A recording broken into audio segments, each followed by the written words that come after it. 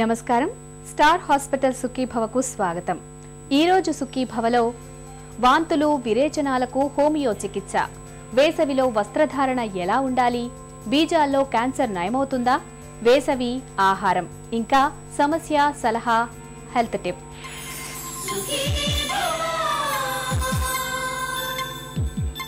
తాగునీరు తినే తిండి కలుషితమైనప్పుడు మనలో చాలా మందికి వాంతులు విరేచనాలు పట్టుకుంటూ ఉంటాయి. నీళ్లలాగా మాటిమాటికి విరేచనాలు అవుతూ ఉంటాయి. ఎంతకీ తగ్గని ఈ వాంతులు విరేచనాల మూలంగా ఒంట్లో నీరు లవణాల శాతం బాగా తగ్గిపోయి సొమ్మసిల్లి పడిపోతుంటారు. ముఖ్యంగా పిల్లలు, వృద్ధులు ఈ వాంతులు విరేచనాల దాటికి బాగా నీరసించిపోతుంటారు. వేధించే వాంతులు విరేచనాలకు అడ్డుకట్ట వేసేందుకు హోమియో వైద్యం తనవైన కొన్ని ప్రత్యేక ఔషధాలను చెబుతుంది. వాంతులు విరేచనాలకు హోమియో చికిత్స గురించి ఇప్పుడు తెలుసుకుందాం.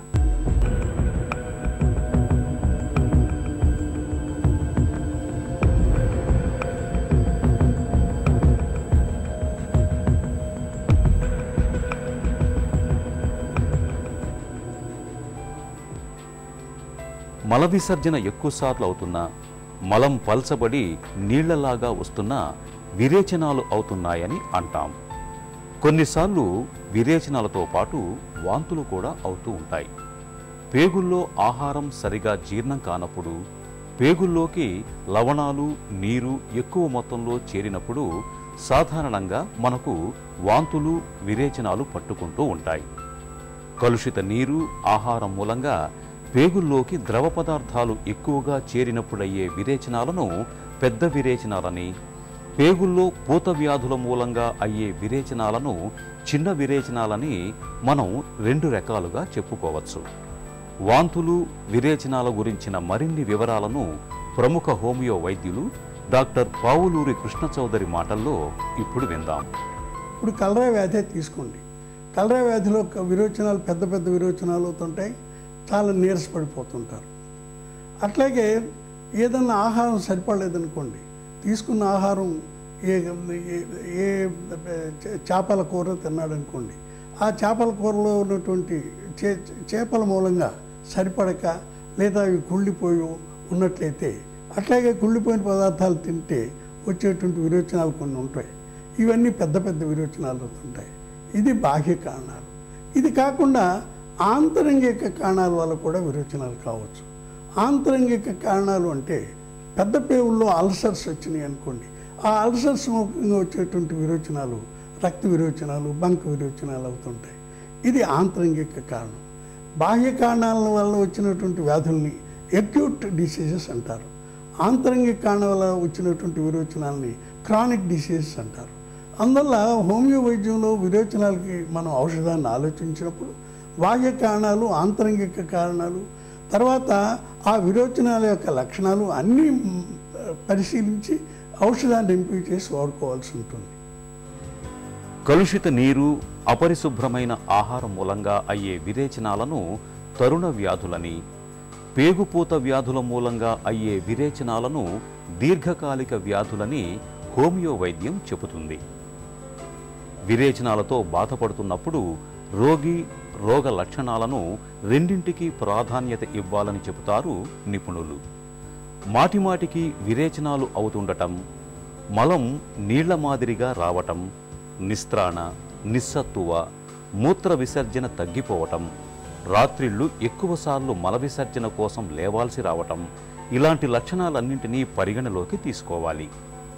విరేచనాలతో బాధపడుతున్నప్పుడు ప్రధానంగా విరేచనాలు అవుతున్న తీరు, వాంతులు అవుతున్న తీరు, ఆకలి దప్పికలను బట్టి కొన్ని ప్రత్యేకమైన ఔషధాలను ఎంపిక చేసుకుని వాడుకోవాల్సి ఉంటుంది. విరోచనాలకు ముఖ్యమైనటువంటి ఔషధాలలో యాలో ఒకటి. యాలో విరోచనాలు కానీ తీసుకున్నట్టయితే సడన్ ఎనర్జీ టు స్టూల్, వెళ్ళాలని అనిపించింది, ఈ లోపలే బట్టల్లో విరోచనం అయిపోతుంటుంది. నీళ్ల విరోచనాలు, శుద్ధ విరోచనాలు అవుతున్నట్టయితే యాలో తప్పక ఆలోచించవలసినటువంటి ఔషధం. ఇన్వాలంటరీ స్టూల్ కూడా గుర్తుపెట్టుకోవాలి. ఇక్కడ ఒక్కోసారి ఈ యాలో రోగి గ్యాస్ పోయినప్పుడు తెలియకుండానే విరోచనం కూడా బట్టలు అవుతుంటుంది. అందువల్ల ఇన్వాలంటరీ స్టూల్ కూడా ఉన్నట్టయితే యాలో ముఖ్యమైనటువంటి ఔషధం. తర్వాత ఆహారం, కలుషిత ఆహారం తీసుకుని వచ్చే విరోచనాలు ఉన్నాయి. వాటిని ఆర్సెనిక్ మాల్బ్ దానికి ప్రత్యేకమైనటువంటి ఔషధం. ఆర్సెనిక్ మాల్బ్ రోగికి విరోచనాలు వాంతులు ఒకే పర్యాయం అవుతుంటుంది. Simultaneous diarrhoea and vomiting. అంతేకాకుండా రెస్ట్లెస్గా ఉంటాడు, అస్థిమితంగా ఉంటాడు. అది ఆర్సెనిక్ మాల్బ్ రోగిని సూచించే లక్షణం. పెద్ద పెద్ద విరోచనాలు అవుతుండే రోగికి పోడోఫైలం కూడా ఆలోచించదగినటువంటి ఔషధం. సాధారణంగా పోడోఫైలం విరోచనాలు ఉదయం 4-5 మధ్య ఎక్కువ అవుతుంటుంది. కల్లాలుగా అవుతుంటాయి విరోచనాలు, పెద్ద పెద్ద విరోచనాలు.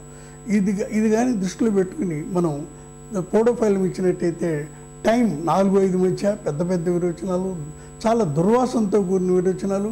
తర్వాత రోగి విరోచనం అయిన తర్వాత మూర్చిపోయినట్టు ఫెయింటింగ్ కానీ ఉన్నట్టయితే అది ప్రత్యేకమైనటువంటి ఔషధం. విరోచనాల్లో రక్తం ఉంటుంది, ముడ్డి తీపి ఉంటుంది, ఎక్కువగా బాధపడుతుంటాడు. ఆ రోగికి ఆలోచించవలసినటువంటి ఔషధం మెర్క్యూరియస్. పస్ బ్లడ్ ఉంటుంది, పొట్టలో నొప్పి ఉంటుంది. తర్వాత విరోచనానికి వెళ్ళొచ్చిన తర్వాత కూడా ముడ్డి తీపు చాలాసేపు ఉంటుంది. వాళ్ళకి ఇవ్వాల్సినటువంటి ఔషధం మెర్క్యూరియస్. విరోచనాలు కాగానే రోగి చల్లబడిపోతే క్యాంఫర్ ఇవ్వాలి. విరోచనాలు కొంత మేరకు జరిగి పిక్కలు నొప్పులుగా ఉన్నట్టయితే క్యూప్రమ్ ఇవ్వాలి. అలా కాకుండా విరోచనాలు ధారాళంగా విరోచనాలు అవుతుంటే, వాంతులు కూడా అవుతుంటే వెరాట్రమ్ ఆల్బ్ ఇవ్వాలి. ఆర్సెనికం ఆల్బ్ మాటిమాటికి విరేచనం అవుతున్నప్పుడు, మలం దుర్వాసన వేస్తున్నప్పుడు, రోగి కొద్దిగా నీళ్లు తాగుతున్నప్పుడు, తిన్న వెంటనే తాగిన వెంటనే వాంతులు అవుతున్నప్పుడు ఆర్సెనికం ఆల్బ్ ఔషధాన్ని ఎంపిక చేసుకోవాలి. ఫాస్ఫరస్ మలం దుర్వాసనతో పాటు మలంలో రక్తం కూడా పడుతున్నప్పుడు ఫాస్ఫరస్ను మేలైన ఔషధంగా చెబుతారు నిపుణులు. ఫాస్ఫరస్ రోగులకు చల్లటి నీళ్లంటే చాలా ఇష్టం. వెరాట్రమ్ విరేచనం పిచికారీ కొట్టినట్టుగా అవుతూ నుదిటిపై చెమటలు పడుతున్నప్పుడు, వాంతులు అవుతున్నప్పుడు వెరాట్రమ్ ఔషధాన్ని వాడుకోవాలి. వెరాట్రమ్ రోగులకు దాహం ఎక్కువగా ఉంటుంది. ప్రతిసారి ఎక్కువ మొత్తంలో నీళ్లను తాగుతుంటారు. పోడోఫైలం ఉదయం లేవగానే విరేచనాలు పిచికారీ కొట్టినట్టుగా అవుతున్న వారికి పోడోఫైలం ఔషధం చక్కగా పనిచేస్తుంది. వీటితో పాటు యాలో, మెర్క్యూరియస్, ఇపికాక్, టబాకం, నక్సువామిక, కాలోసింథ్ ఔషధాలు కూడా వాంతులు విరేచనాలకు చక్కగా పనిచేస్తాయి.